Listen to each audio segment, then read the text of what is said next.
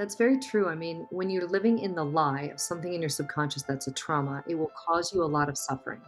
If you're living in the truth, you will have much more ease. So, for the people that don't want to confront this aspect of themselves, they will experience more suffering over time. And that's why, for almost every person that I've ever talked to about moving out of the home with their mother, whenever that's come up, it's always been how do we build ambition in this person to understand what the trajectory of this action is going to be in their life 3, 4, 5 years down the pipe?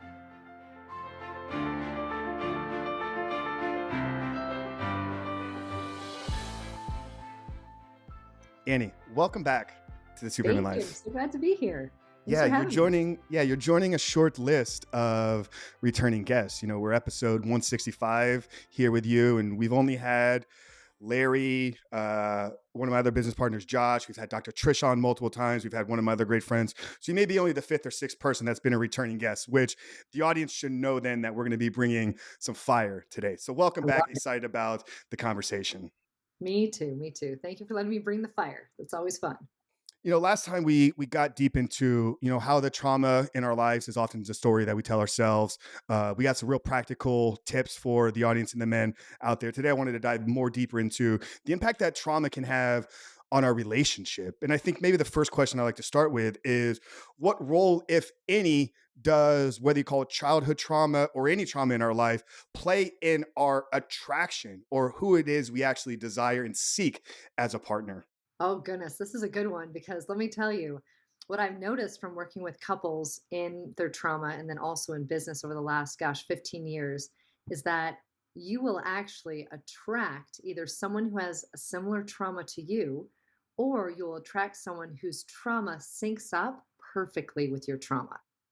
And what that means is that for most of us, when we are in a relationship with someone, it's almost as though we're healing partners for each other around our trauma if we allow that to occur, which is actually, I think, a very beautiful thing. So if you think about it, even when you're dating, each person you meet is a way for you to heal a certain aspect of a trauma in your life. And then as you heal that aspect of the trauma, you actually up level to the next person and you work on something new. So it's a very fascinating thing to look at how trauma impacts the relationship and then also who you attract because of your trauma. So is there ever a point that somebody could reach then where they're so fully healed that the trauma is no longer having any impact on the relationship? I don't know if it's that you're so fully healed. I think what it is that you have a good enough level of communication, a strong enough level of vulnerability with the person that you're in relationship with that their triggers don't prevent you from doing the work. Because sometimes when you're in a very conflictual relationship, it could be very passionate, but you could also have a lot of triggers around the other person. And so what I found is it's not that you're getting to a point where trauma never exists anymore. It's just that you're so aware of the triggers you both are if you've done the work together that, say, for example, like if I was in a relationship and I had a meltdown around, feeling really stressed out about something work related, the person might be able to come over to me and be like, I got you. You're going to be just fine. Don't worry. And in the past, if someone had said that to me when I was in a more masculine state, I might have lashed out. But now, because I've done the work on my masculine, the work on my feminine that was linked to my trauma, I might be like, oh, you totally get it. Thank you. That's wonderful. Right. So there's the reaction that you'll have no matter what. You'll feel the reaction come up around the trauma, but how you handle it with your partner is different based on how much work the two of you have done with each other. Now, what are some unhealthy ways that people would handle that with their partner? Well, unhealthy ways, I was working with a couple the other day, and one of them has a lot of triggers around money.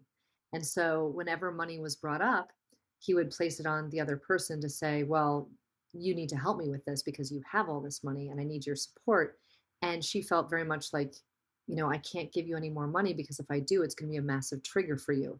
And so, what I supported them on is okay, instead of walking into the trigger point with him, stay neutral and don't react or respond to where he's going and let him observe himself be in this trauma loop. And if he can observe it and say, wow, I've done that now 5 times, I don't know if I want to go there again, and you stay neutral, then you actually have a chance of helping the person see that their behavior is not linked to your behavior. It doesn't have to be.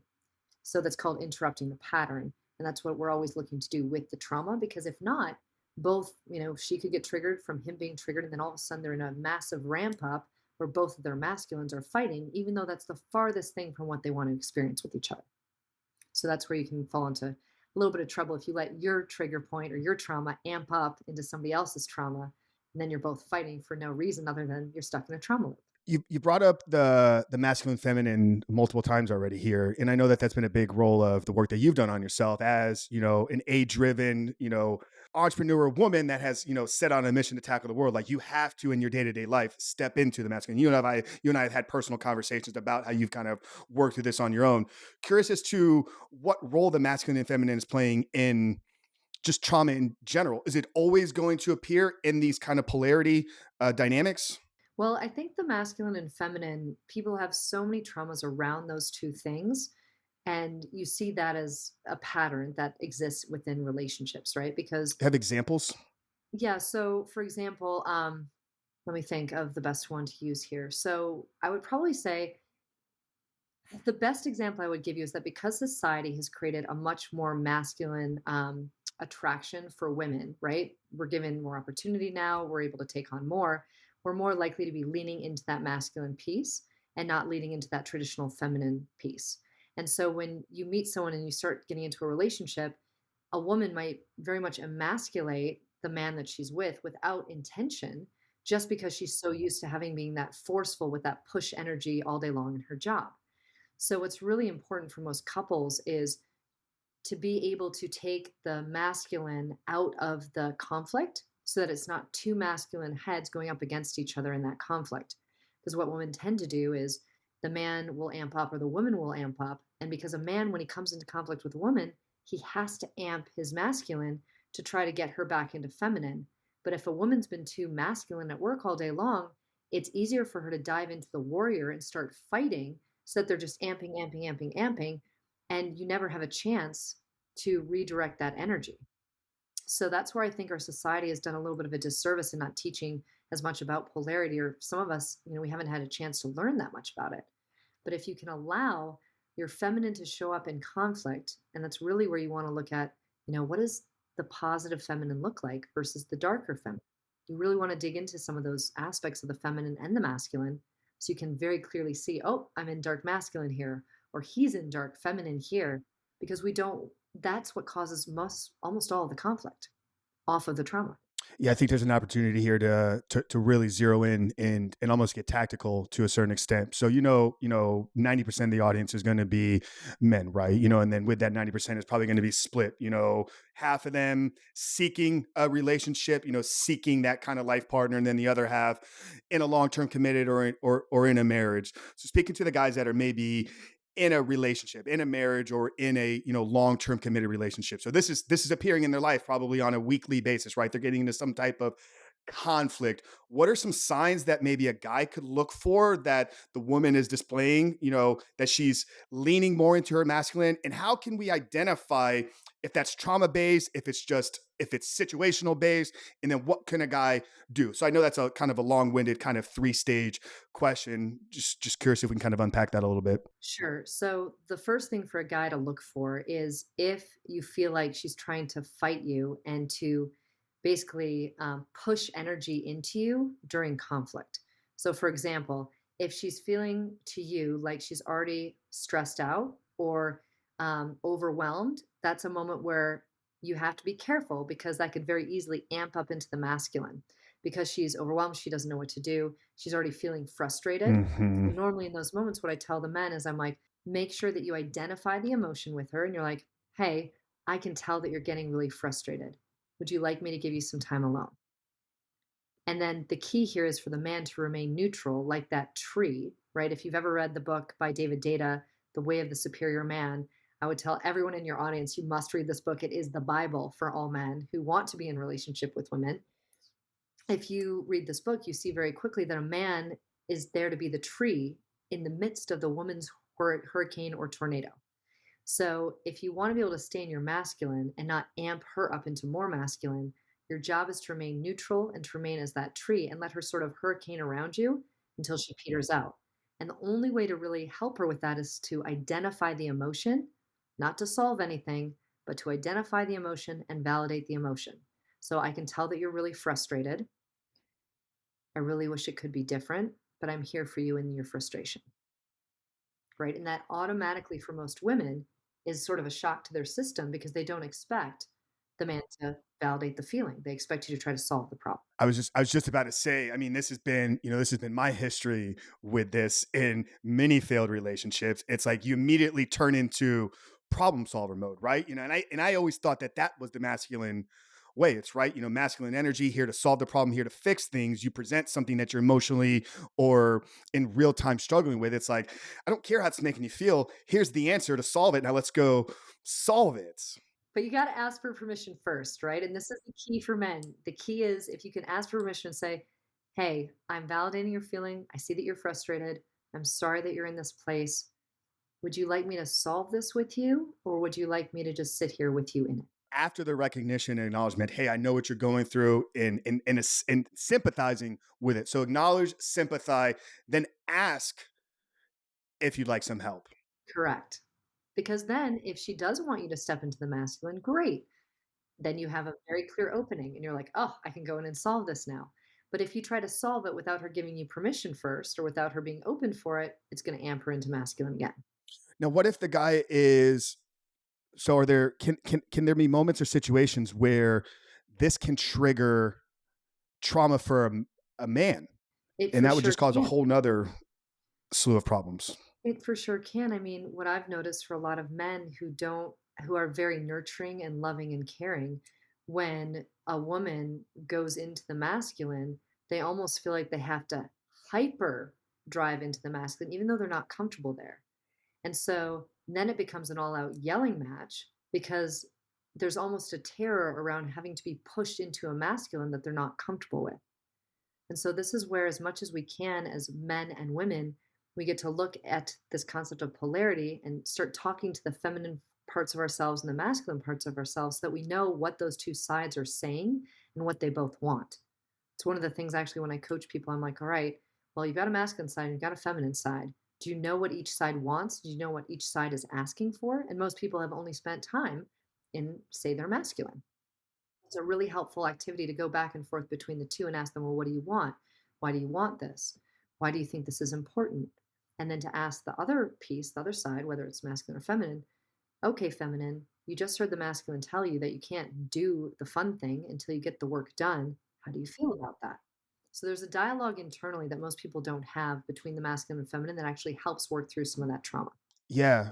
There's a part of society that is over feminizing men, right? It's almost pushing, this agenda around toxic masculinity. It's bad to be a man. These traits that are inherently what shape the world that we're living in today are being presented as toxic. So there's one side of culture that's trying to over feminize men. But then on the opposite side, you have a part of whether it's media or creators that are over masculine nizing men, right? It's like you don't need to tap into your feminine. But what I'm hearing you saying is like a real man, like he needs to understand both and how they work together. So, what are some things? I mean, as we kind of explore this inner dialogue, what are some questions that a man can be asking himself to explore his feminine side?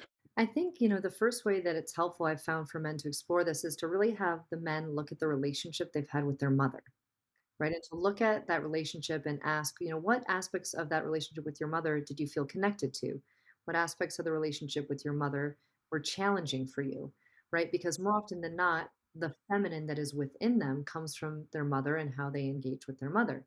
So that's a really nice opening point to have them focus on that to begin with, right? And then you can ask them additional questions around, okay, for all the women that you've dated or all the women that you've had an intimate connection with, what did you enjoy about those experiences? What did you not enjoy? Because that gives them the chance to then look at, okay, on many different levels of the feminine, here are the qualities that I really admire.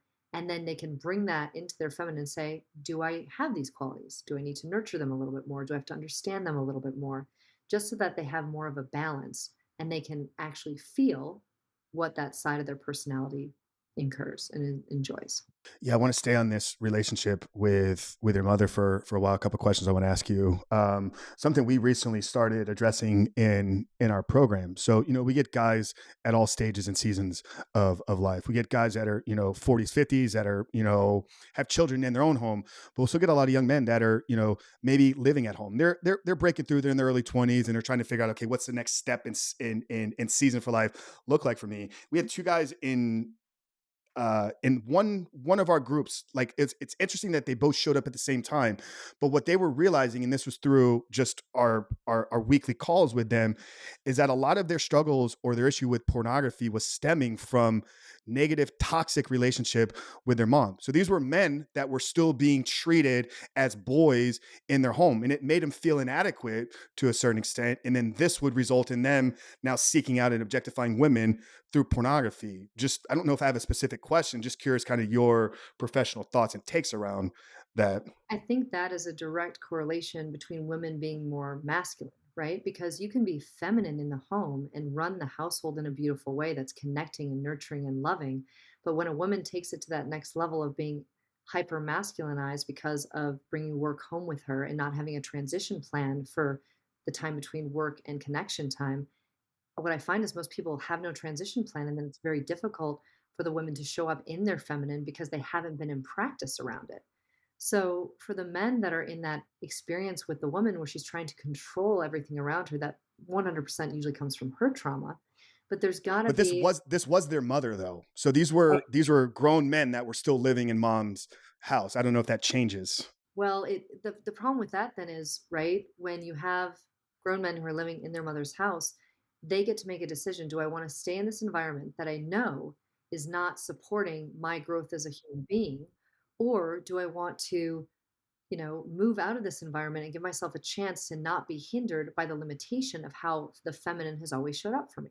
And it's a big choice. It's a big choice to make these decisions, but I think, as long as men are willing to really look at the relationship with their mother and decide, am I ready to move out on my own and develop my own aspect of the feminine that's the feminine I want to experience, then it really does heal quite a few things in them for even the relationships of the women that are attracted to them. Got it. No, I love that. And I don't know if you've seen or witnessed this in any of the work that you've done. I know it showed up in my life in my early 20s, and it showed up in many of the men that we've worked and consulted with.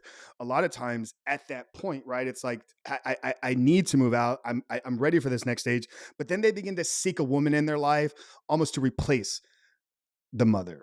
And that's a traumatic response, actually. It's a traumatic response because they're trying to fill the void that was left by their mother instead of deciding, what do I want the feminine to look like for me to give me the most support, not necessarily on the same, experience that they had with their mother, even though that will feel most comfortable to them, but for them really to look at in a mature way, here's what I would want in a woman in my life, and to make a decision from that point, not from the point of here's what's comfortable because I experienced this living with my mother. But the default would be for these men, without taking some time to be very intentional about what they're looking for in a woman, to then very easily, because of their subconscious, call in women that are very much like their moms. And that's where a man has to decide, do I want to stay in the old story of what I needed then when I was younger? Or do I want to step into this new version of myself where I can experience more of my greatness with a woman that I intentionally am picking based on a set of values from the feminine that I am choosing and defining?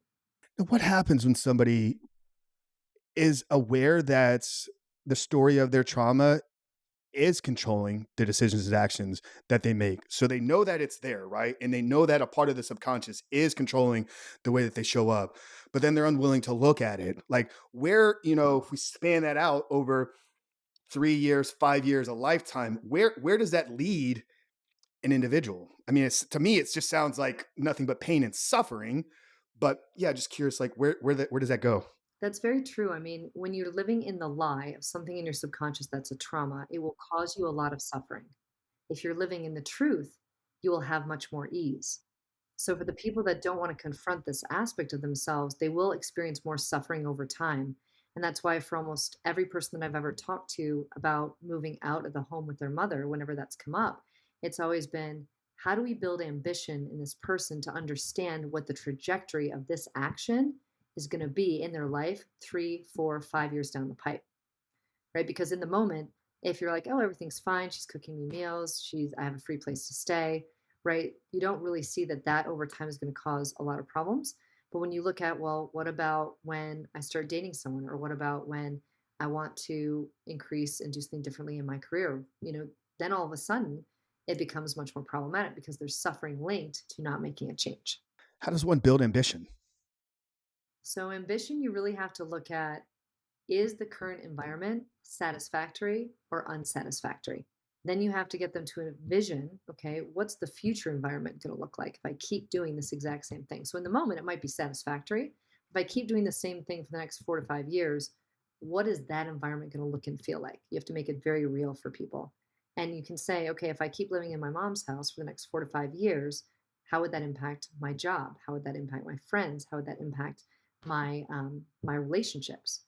Because in order for somebody to change their current environment, they have to understand that in the moment it might be satisfactory, but as they continue out year by year, that unsatisfactory suffering would exist for them. Because suffering and understanding that that's coming for you is one of the biggest things that moves you into a higher state. Do you think it's more important to focus on the pain of the status quo or the pain of staying in the current situation environment versus like the good that comes out of the new reality? Well, I know this sounds a little strange, but I almost look at, I like it when people can say to me, okay, in this moment, it's okay, it's satisfactory. But if I keep doing this behavior, it's going to very quickly become unsatisfactory and really problematic, maybe even dangerous. Right. So I prefer that in the moment, they're sort of like a little clueless and like, ah, it's not that bad. I think it's fine. Because identifying the pain in that moment, they haven't changed yet, right? They haven't made a move. So it's obviously not that painful. But what is painful is thinking about what their life will look and feel like a week from now, 2 weeks from now, 3 weeks from now, with the very real repercussions of that same action over and over and over again. Most people don't think of the future, they think very much in the moment and what they're comfortable with. So if we can make them understand and experience that discomfort of what's going to happen over time, then they're more likely to move. Yeah, we have an assignment early on in the 16-week reboot program where we help them. I think you got to get clear on what it's like. If you've been struggling with a porn addiction for years, 5 years, decade, multiple decades, the first thing is to envision a life without the behavior, right? It's like, so we help them get crystal clear: 5 years, 3 years, 1 year. What can my life even look like in a handful of months from now? And that's the first half of it. The second part is think about 5 years down the road. If this doesn't change, If this you can doesn't you change. can you can look back over the course of the last 5 years and see the progression of your behavior. So remember where you were when you started. You're not in the same place now. If you took that time scale and you now compound it out over the next 5 years, where does it continue to lead to? And oftentimes the guys looking at their life continuing to get worse is, I never looked at it as ambition. I would say motivation or inspiration to now dedicate themselves to the program. So I'm curious with like ambition, because that was the word that you use. How does that differ from motivation or even the inspiration to want to go out and do a thing? Well, I find that inspiration and motivation is very short lived normally, but ambition is something that can drive you for longer periods of time because ambition is almost like I'm going out into the world to prove myself and to show up as myself versus inspiration and motivation. You're like, oh, I heard something really cool and I want to do that. Or, ooh, this inspired me to take an action. But is it a sustainable like progression of actions? For me, ambition is what creates that. Because if you go after your ambition and you're like, okay, this is what I feel when I'm in this space, I want to feel this every day. It's almost like that concept of desired end state that we talked about way back. If you understand the emotional, successful future that you most want to create, it's easy to be in alignment with that every day because it's an emotion that you can feel. So, ambition is closer to emotion, I think, to sustainable emotion than inspiration or motivation. What percentage of people, in your opinion, are having their lives ran by, controlled by the unprocessed or unhealed or even unaware trauma?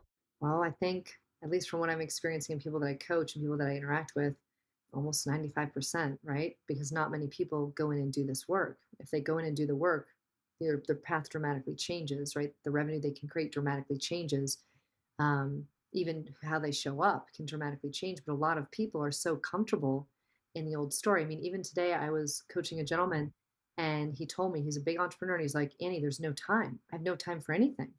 I'm like, what if that is the biggest lie that's been pushing you into burnout?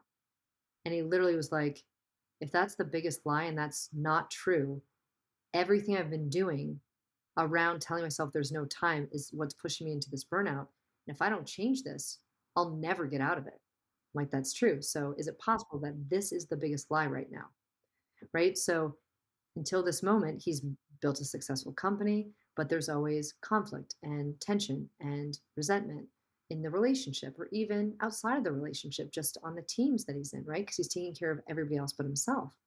And so in that moment, right, the trauma has been running him, whether he knows it or not. So a lot of people have no clue that their trauma is running them, even though it's showing up in every area of their life. So I'd say 95% of people have trauma that's running them based on their subconscious and based on things they can't see because it's in their blind spot. I think we got into the biggest lies on the business performance side last time. I think it was, the need to always be productive, right? To be successful. I think that was one of them. I think you and Larry came up with these 4 or 5 lies on the business side of things. Now, since your work has really transitioned more from at least what I've seen into the relationships, what are some of the biggest lies that people are telling themselves in the relationship? Well, I think one of the biggest lies is that when you're in a relationship with someone, you have to be everything for that person. And that is not true. One person cannot be everything for another individual. And it wouldn't work if they were. And so that's where I think there gets to be a new comprehension and understanding of friendship and the fact that you might be able to have an extraordinarily beautiful relationship with someone, but you still need friends, right? You can't be an island onto yourself and just be with that person individually one on one all the time. So that's a big lie you see in relationships. Um, Another lie that you see in relationships a lot is um, that the man has to play a certain role and the woman has to play a certain role. And what I've found is that, polarity is really more important than the roles. There needs to be some clarity on what role you're playing in the home environment as well as in the relationship department. But um, a big lie that everyone I think is stuck in is that when you're the man, you have to play this role. When you're the female, you have to play this role, and that just doesn't work many times. There are quite a few lies in the relationship side that show up. I mean, one of the other ones is that at least that I've seen for women is that they'll tell themselves the lie that connection is a chore, right? That serving their husband in a sexual or intimate way is a chore. And they'll believe that because, like, oh, it's just one more thing I have to do and it's never going to get me what I want. But the reality is, for a man, if you're able to make him feel like almost like a man or a god with regards to your sexual connection and it's authentic, that actually opens up the very best parts of a man so that he can go after his purpose. He can create incredible things. And so when women will say to me, well, I don't want to have sex with them because it's not going to give me anything I want, I'm like, that is actually going to be the only thing that gets you what you want because a man, in order for a man to feel, he has to have sex and he has to have that connection. So it's interesting to see how many lies women will create for themselves and how many lies men will create for themselves just not to feel connected in relationship. Yeah, we had Tony DiLorenzo. He and his wife Alicia wrote the book Six Pillars of Intimacy. We had Tony on probably 12 to 15 episodes ago. We kind of got a little bit into this, right? It's like so many people associate intimacy directly to sex. And it's like that's one form. And I think that's a form for a lot of men, right? That's where we feel most connected, most intimate with our partner. But we need to have recreational intimacy. We need to have uh, Emotional uh, intimacy, right? emotional intimacy. Physical is different than Intellectual sexual intimacy, intimacy. Intellectual, right? right? So Spiritual oftentimes intimacy. was one of the six. So if a man can provide the 5, 6 pillars to a woman, then oftentimes she's going to feel more loved, more accepted, to then want to give him his or fulfill his needs and his desires. And I think it's important too. The one thing I've noticed about trauma, when you're stuck in the trauma, you aren't acting as yourself, right? Because you've got some shield up or something that's preventing you from being authentically you and from being very vulnerable. And so the more you work on your trauma, the more that vulnerability shows up and the more you know yourself, so that when you're in a relationship with someone, you can very quickly say, I know this doesn't work for me, but I'd be willing to try this, or I'd like to try this, right? It's that vulnerable, intimate connection with yourself that needs to be the foundation, I think, of everything, whether you're a man or a woman. And that comes from understanding your trauma. What role, if any, does physical trauma play in creating, impacting, or affecting our emotional trauma? So the body holds a lot of trauma. If you've ever read the book, The Body Keeps the Score, that's a pretty powerful example, right? And so your body's going to hold trauma in certain places, which will either negatively or positively impact your ability to be intimate with someone, right? So, for example, if you've had sexual trauma, you might not be as comfortable being naked, right? You might always want to be covered up.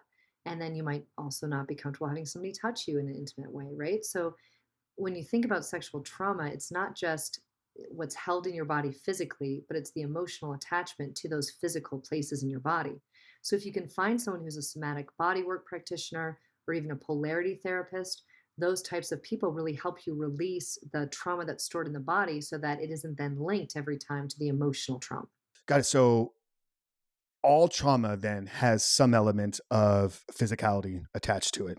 Almost always, your body will hold it in some location until it's released. So even like, I think I used the example before of, the little boy that got on the plane. His mom put him on the plane at 5 years of age. When the plane door Mhm. closed, he literally believed that that moment was the only moment suspended in time. So he got hyper fixated on always being present and never planning for the future. Well, because of that, right, his body became very tense because he was always like in the moment, like, what am I missing? I have to be aware of everything at all times. So the trauma was in his body, even though he wasn't aware that that was how his body was reacting to the trauma. Yeah, trauma is always going to create this fight or flight response, most Unless you calm your oftentimes. nervous system, yes. So there are four pieces of trauma that we all have to be aware of. There's the emotional piece of trauma, the intellectual side of trauma, which is how your brain processes it. There's the physical side of trauma, and then there's the neurochemical side of trauma, which is how the neurochemistry in your brain is different because of the trauma that you've experienced. So that's why for almost everybody who I work with, I always tell them if you're willing to calm your nervous system first, get yourself out of fight or flight, you can actually access your vulnerability, your courage, more aspects of yourself, which allows you to work through trauma without as much pain, suffering, intensity. So calming the nervous system is a really great way to work on that neurochemical piece. From my experience, and I'm nowhere near the expert that you are, most people probably tend to live in the emotional state of the trauma. How can a person, maybe are these stages that you work through in the healing, like emotional, then you heal it emotionally, then you heal it intellectually. So is it kind of a series of steps that you have to work through? And then if so, how do you kind of process? So it sort of depends. I mean, what I tend to do with people is I tend to get the neurochemical support into their system first to give them a better foundation for any work that they do. And then from there, I tend to go into the intellectual side because for most men, right, logic is helpful and it helps them move from, okay, if I'm thinking this, what does this mean to my actions? So neurochemical first gives a baseline to get them out of fight or flight. Then you go into the intellectual side and you marry that sometimes with little pieces of the emotional, right? Because you want to address the triggers, which are the emotional sides of what comes up. And then, as much as I can intersperse with that, I help them find practitioners who can work on their body, whether it's massage or acupuncture or somatic body work, or even emotion code practitioners who can release a lot of emotion because men tend to restrict and hold their emotion in, which then it's almost like you're putting bricks into your backpack and carrying it around with not experienced emotion. So the more a man can be willing to release some of those repressed emotions, the faster he'll be able to work through some of that trauma. So, being vulnerable and being emotional for a man is actually, I think, one of the sexiest, most amazing qualities because the more you are vulnerable and emotional with somebody that cares about you, the more connected they feel to you. It's not a weakness with a healthy woman. It's not at all. And if more men could let go of vulnerability being a weakness and showed up that way, they'd have more epic love relationships because the woman would feel so emotionally drawn to the courage that they're showing in those moments. Is there any danger? I mean, this is a world that I lived in for a very long time, and probably there were even points in I know my 20s, probably even in into my 30s, where I used the gym as an outlet, and I would say it was therapeutic, but really I was going in there just to beat the shit out of myself. Like, and that was what I was like intending to do. Not because I didn't like myself. I think that there were elements maybe I didn't love myself. So I don't know if it was from a masochistic perspective, but I would literally go to the gym and it was like, I just want to pound the shit out of my body to where I feel the, the, the pain. And having how now gotten on the other side of so much of my own healing and processing as much of my past that I've had to, I still love training as much as I did. I get a different thing out of it these days. I can still go as hard. I'm not as strong because I'm not training to be as strong, but I can go as hard. I can go deeper into sets, and it doesn't need to be.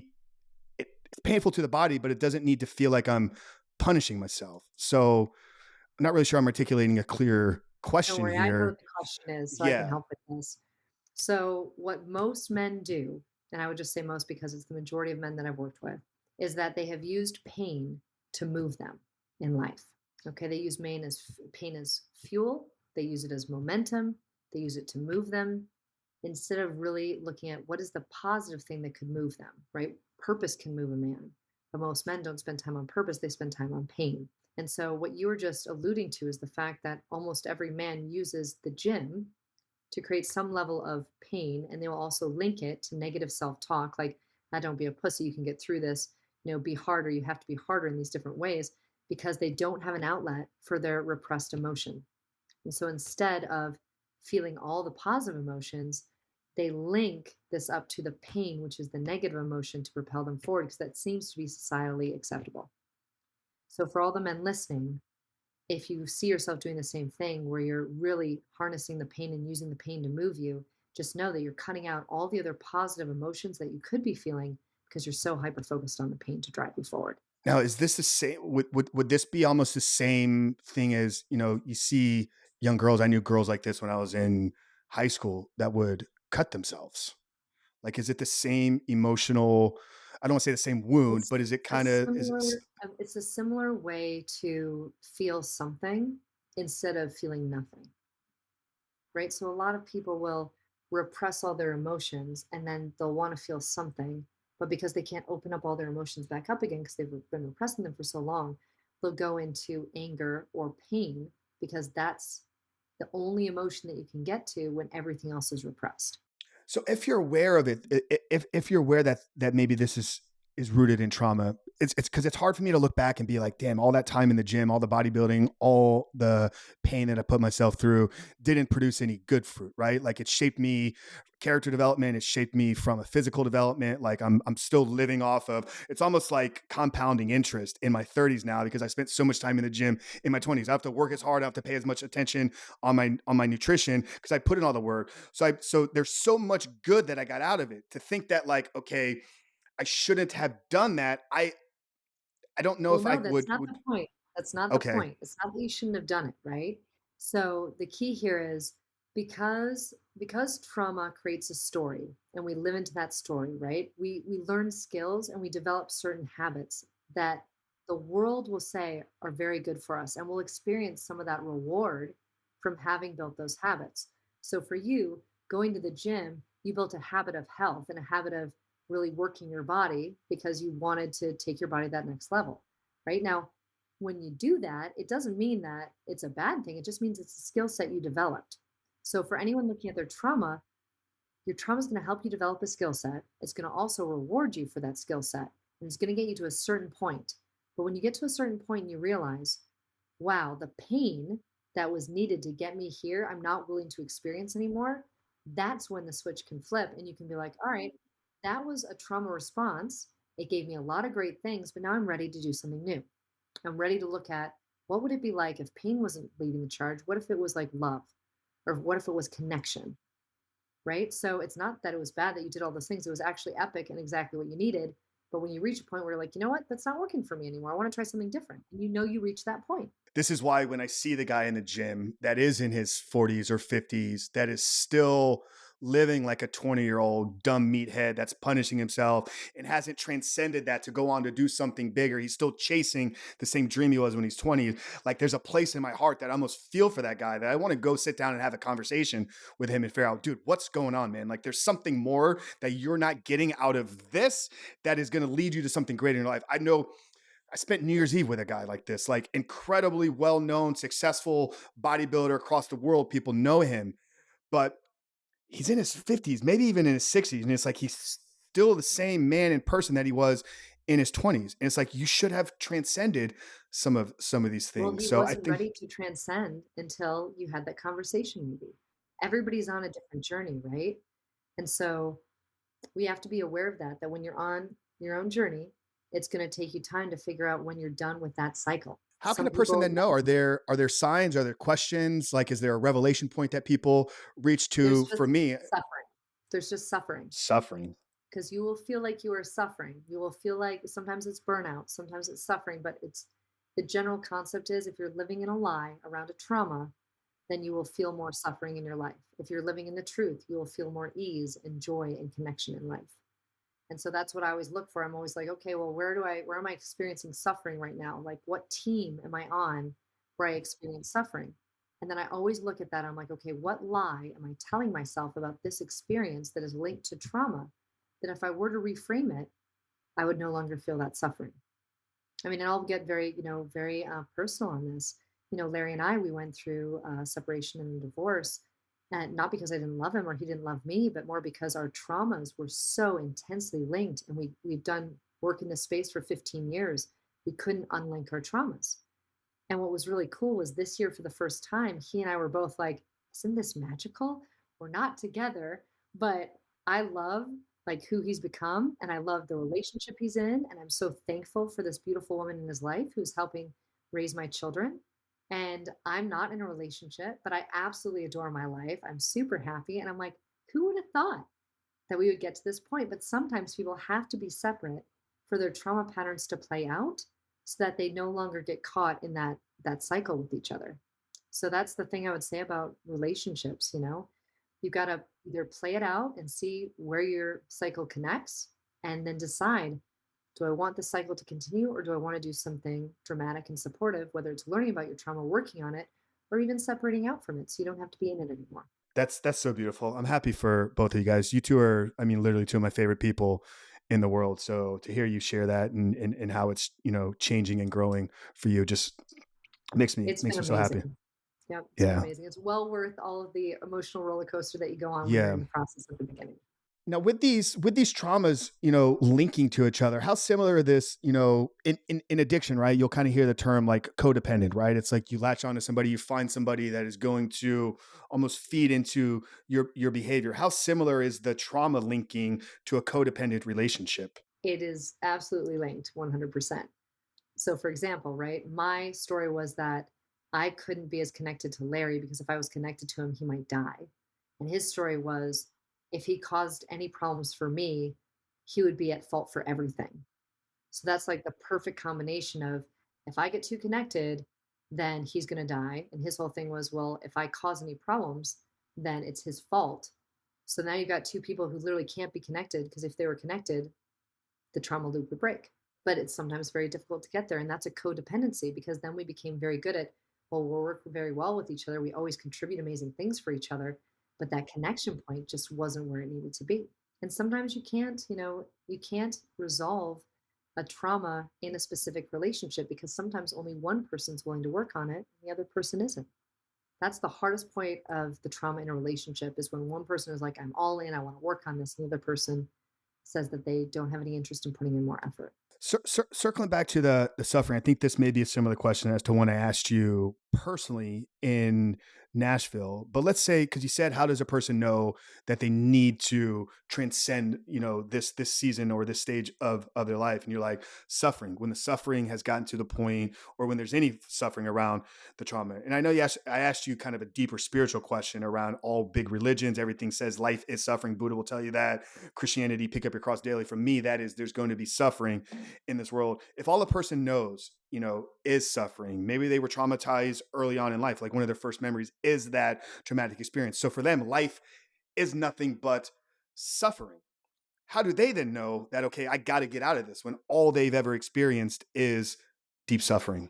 Well, I think the only way in that moment to get out of it is to look at the suffering and ask yourself, what is the lesson for me here? What is the bigger lesson that the suffering is giving to me? Because you can sit in suffering all day long and not think about the lessons. But the second you start thinking about the lesson from the suffering, you have a chance to open up possibility. So, for example, right, if I know that I was suffering in my relationship and I was like, okay, well, what lie am I telling myself about this relationship? I'm telling myself that, I can't be connected because if I'm connected, something bad's going to happen to this person. So then you start basically looking at, well, is that really true? Is something bad going to happen if I'm connected to this person? And you start asking questions of yourself that allow you to start seeing, well, maybe my suffering isn't necessary. Maybe I don't have to be in this place, right? But until you look at the lesson and you start really questioning, is this true? So that's why I always say that one question. This is the most profound question. What do I want to be true? If you look at any suffering and you ask yourself, what do I want to be true in this moment? Do I want the suffering to be true or do I want there to be an alternate possibility? And then you can choose the alternate possibility and live into that, which changes everything. Changes behavior, changes your mindset, changes your action. What do I want to be true? Love that. Annie, you're a gift. Thank Oh, you. thanks. You are Thank, too. I'm so thank, glad to be part of your life. I'm thank so you so thankful for all much. the work you do for these men. Yeah. So you recently kind of had a pivot. You've been working with SEAL teams and Larry building an amazing company over there. I think recently you kind of started to, really open up yourself socially. Kind of, you got the North Star, Annie, and everything. So as we kind of bring today to a close, I asked you the Superhuman question last time. So we're not going to ask you what your definition of the Superhuman life is. Just tell us a little bit about kind of, this rebrand, kind of maybe what the genesis of really stepping out on your own, and then maybe what you're really looking forward to most in 2023 as we're kind of, kicking off the beginning of the year with the recording here today. Sure. Well, I mean, the reason why I stepped out on my own was because I really started to understand that all the work I've done for the past 15 years in trauma, even though I couldn't shift everything in Larry, my partner, I changed thousands and thousands of lives, both men and women. And I was like, well, if I think about what I'm really passionate about, all I care about is the transformation of the human life so that you can see what your true greatness is, so you can step into that and impact the world around you, right? Because you impact one man, it impacts his family, his spouse, if he has a spouse, his children, his business. Everything is a ripple effect out from that. And so for me, even though maybe I can't take on thousands of people, I can change the ecosystem of these individuals in a way that is so profound that everything they touch gets to change.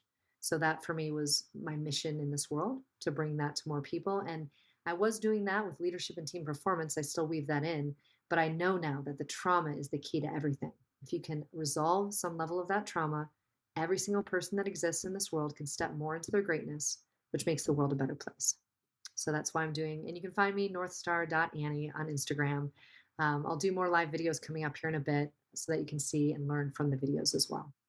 And what are you most excited about with 2023? Any? What I'm most excited about is I'm going to start running a couple of events, and I've got some pretty life-changing experiences in the events. They're going to be small, for maybe 20 people, but at a time. But they will be life-changing across the intellectual side of trauma, the emotional side of trauma, the physical side of trauma, and the neurochemical. So you can go to one place to have everything shown. Awesome. And is on Instagram the best place right now to maybe connect and get updates on that? That'll be the best place. Incredible. Well, we'll get all that shared down there, guys. Obviously, if you haven't listened to the first episode we did with Annie after listening to today, make sure to go check out episode 136. We'll link it on there in the show notes. Like I said, we asked you the Superman question last time, so I'm not going to end there. But maybe as we bring today to a close, Annie, thousands of men are going to hear this, whether they're single, they're just newly in a relationship, they've been with their partner, spouse for decades, or they're trying to find that individual. One piece of advice that every man can kind of walk away with today to begin to go down the path of learning more about his trauma, processing it, or even healing. I know it's a big question. How do we compact that into maybe one kind of action step for the guys today? Here's one action step, gentlemen. Get the book, The Way of the Superior Man by David Data. Make that your Bible and do as much learning as you can around what you need to be fully yourself in every experience, to be able to bring all of you into every interaction that you have in this world. That is the only way you create true freedom, and is the only way that you reach out and connect with the people that you're supposed to be surrounded by. Incredible. Guys, we'll get that book shared down. I've read it probably half a dozen times. I think the first time I wasn't ready for it. So you got to be ready for this type of work to have that book actually speak to you. I would push back a little bit on what Annie said. I think make the Bible your Bible and make this the next book Well, right. after your Make the Bible Bible. your Bible. Yes. Make the but Bible your friend, no, but use this as a David. helpful Yeah, resource. David Thank you David for that. Dida's work is truly incredible, guys. This book is jam packed. You're going to learn so much more about yourself. You're going to learn about the dynamics, the polarity between that masculine and feminine, and some real actionable tools. So, refresher to me, it's a book I need to refresh myself on 2023. So, Annie, thank you so much for today. Brought so much just knowledge and wisdom and just insight into understanding ourselves more, understanding how the trauma plays a role in our relationships, how we can begin to process and heal through some of these things. So, guys, make sure to follow Annie on Instagram at North Star Annie. Make sure to check out episode 136. If you're getting value out of this, guys, like we talked about a couple weeks ago, we've doubled down this year. We're no longer once per week. We're going to bring you 104 episodes. So every Monday and Thursday, guys, and it's all because we've seen tremendous growth and feedback from you guys. So if you're getting value out of these, make sure to share this episode with somebody. Leave us a 5-star rating and review. But for Annie, Frank Rich here, guys, at Superhuman Life, we love you, and we'll see you next week.